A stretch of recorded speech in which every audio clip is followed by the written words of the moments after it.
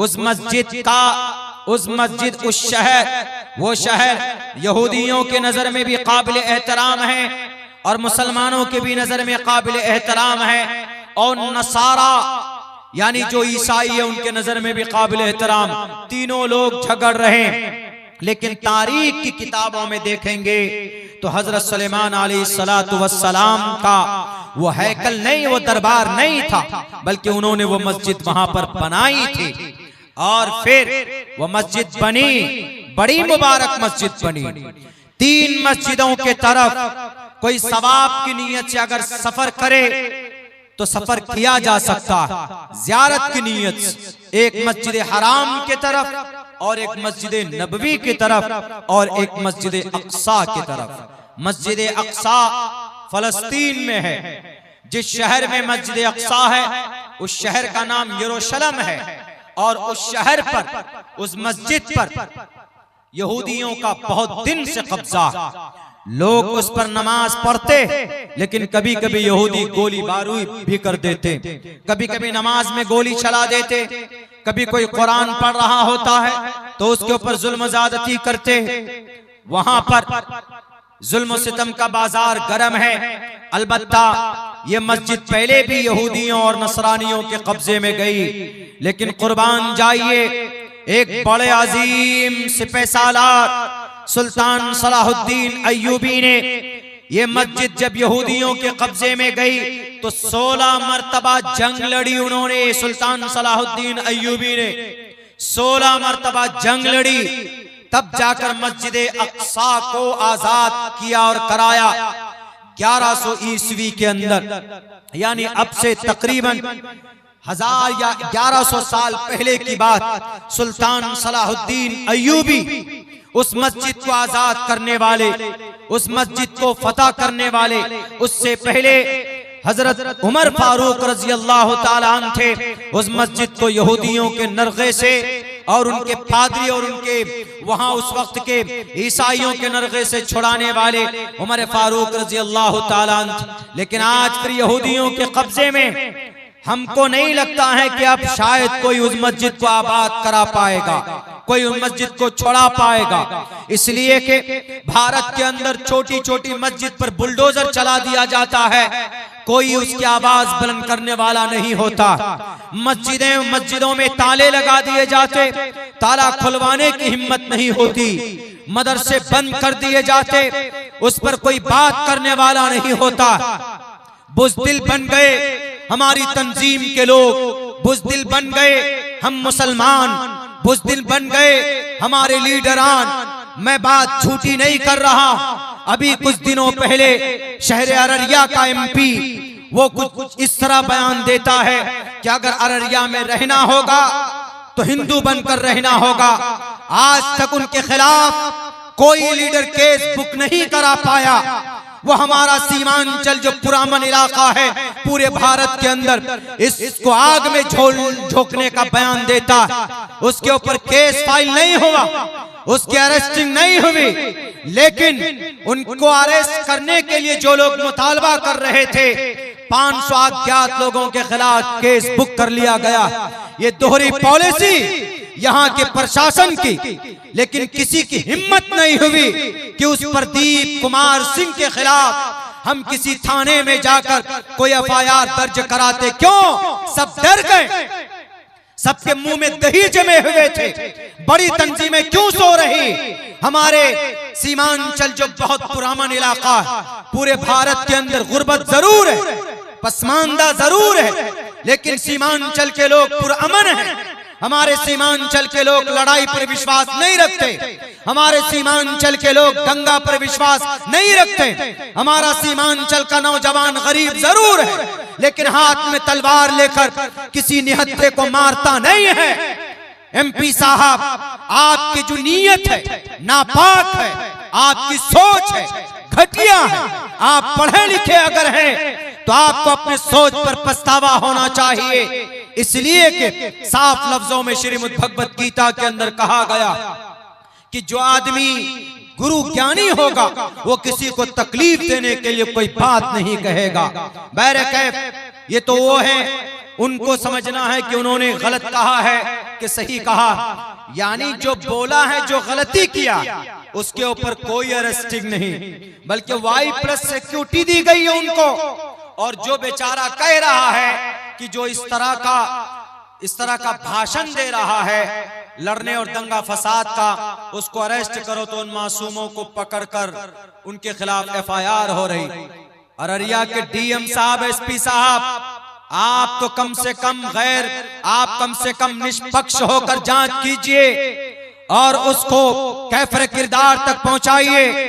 वो member of parliament हैं, तो वो सिर्फ अररिया के हिंदू भाइयों का नहीं, अररिया के अंदर जो बड़ी तादाद में अमन परस्त मुसलमान रहते हैं, आप उनके भी MP है। आपने सैलाब से सीमांचल और अररिया वालों को बचाने के लिए कौन से तरक्की के काम किए आपने महानंदा बेसिन तो बनाया नहीं, आपने कोई इंजीनियरिंग कॉलेज लेकर आया, आप कोई ट्रेनिंग कॉलेज लेकर आए, या आपने कोई बड़ा काम किया एजुकेशन के मैदान में। यहाँ से लोग मजदूरी करने दिल्ली, पंजाब, हरियाणा जाते, आपने कोई फैक्ट्री की बात की नहीं की। आपकी जुबान से जब भी निकलती है तो आग निकलती, नफरत की बात निकलती। मैं अब्दुल्ला सालिम आपकी किताबों का मैं एनालिसिस करता हूं, आज तक मेरी जुबान से किसी हिंदू भाइयों के खिलाफ कोई गलत शब्द नहीं निकले, इसलिए कि हम जानते हैं कि भाई उनका एक अकीदा है।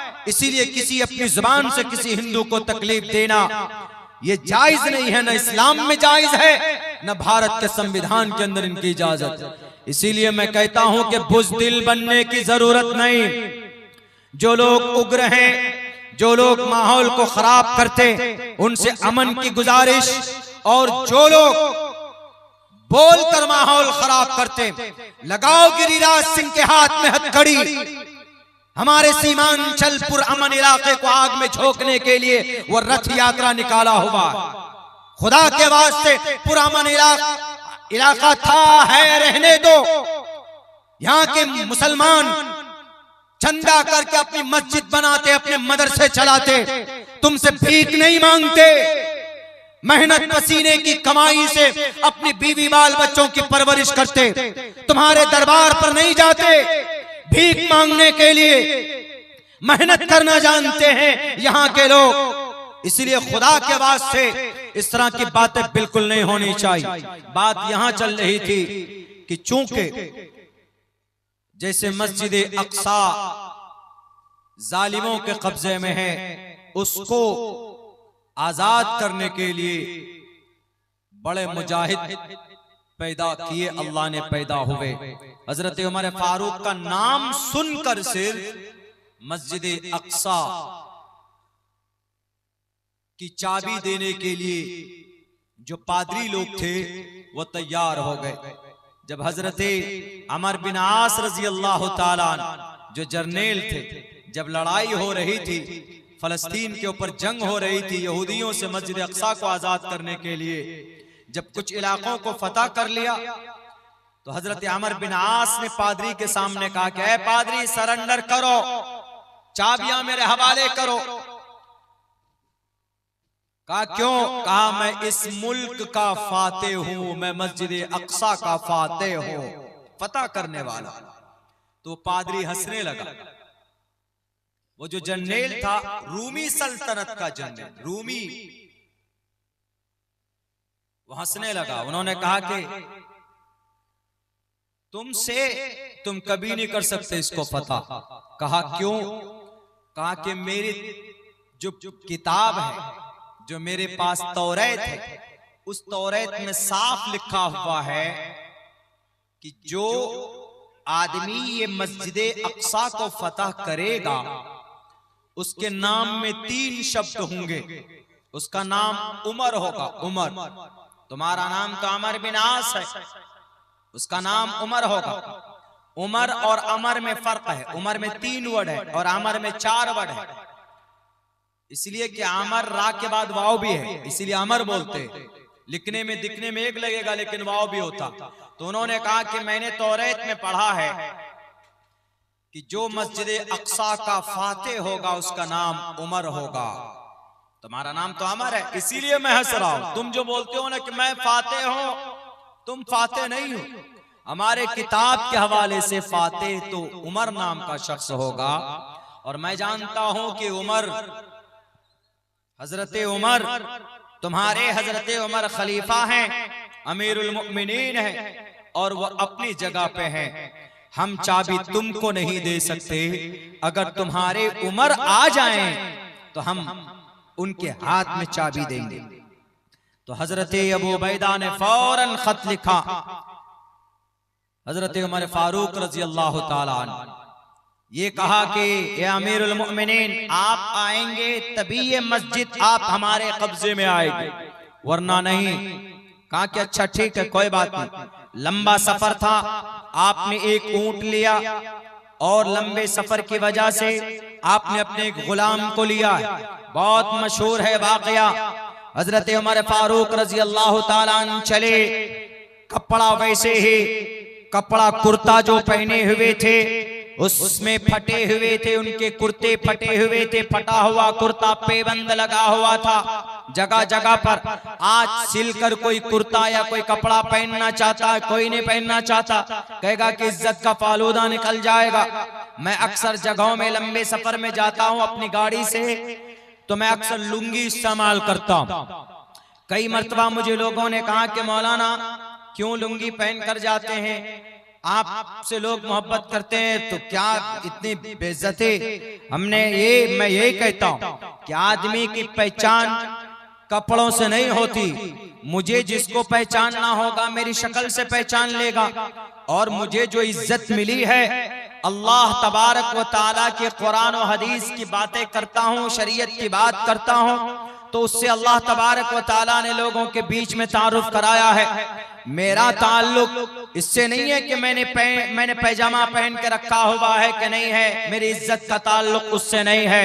तो हमारे फारूक रजी अल्लाह ताला अन्हु वैसे ही बहुत कोई खास कपड़ा नहीं, ऊंट पर बैठे, और उनके पास जो गुलाम था उस गुलाम से यूं भी कहा उमर फारूक ने कि मेरे गुलाम, तुम ये मत समझना कि मैं अमीरुल मुमिनीन हूं तो ऊंट पर बैठकर चलूंगा, तुम पैदल चलोगे, ऐसा नहीं है। बारी बारी कभी हजरत उमर बैठते, कभी उनका गुलाम बैठता। हजरत उमर नकेल पकड़ कर जाते। आजकल कोई दुनिया का सीएम, कोई पीएम ऐसा करेगा, कोई नहीं कर सकता, लेकिन उमर फारूक ने ऐसा किया। इसीलिए हमारे भारत के गांधी जी ने कहा कि उमर फारूक और अबू बकर सिद्दीक ऐसे हैं कि अगर इनका निजाम और सिस्टम आज इम्प्लीमेंट किया जाए, आज उन्होंने अपने जमाने में कही थी, तो हमारा भारत खुशहाल हो जाएगा, हमारे भारत के अंदर तरक्की होगी। क्यों?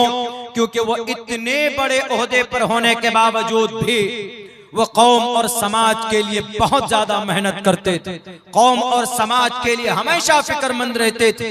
इतनी दौलत की गद्दी पर बैठने के बावजूद कभी भी 1 रुपए उन्होंने मिसयूज नहीं होने दिया, गलत खर्च नहीं किया। जैसे आजकल का नेता गद्दी पे बैठेगा तो कौम के लिए जो पैसा आएगा तो उस कौम के पैसों को भी लूटेगा, जो माइनॉरिटीज के लिए जो फंड आएगा वो भी लूटेगा। सीमांचल के अंदर अभी सैलाब आया, ज्यादा से ज्यादा एक ब्लॉक में 200-300 लोगों के 7,000 रुपए ये भीख दे रहे हैं। आप भीख, बिहार के सीएम साहब वापस कर लो। 7,000 रुपए का तो हमारे शेरशाहबादी बिरादरी के लोग मटन खा जाते हैं। 7,000 रुपए का एक महीने के अंदर नहीं चाहिए आपकी ये भीख, आपको देना ही था तो एक किसान को कम से कम 50,000 रुपए का मुआवजा देते, जिनके धान खत्म हो गए, जो यहाँ की बेसिक फसल जो सैलाब में तबाह हो गए, जलकर और गलकर खत्म हो गए। उमर फारूक रजी अल्लाह ताला अन्हु हकदारों तक पहुंचाया करते थे।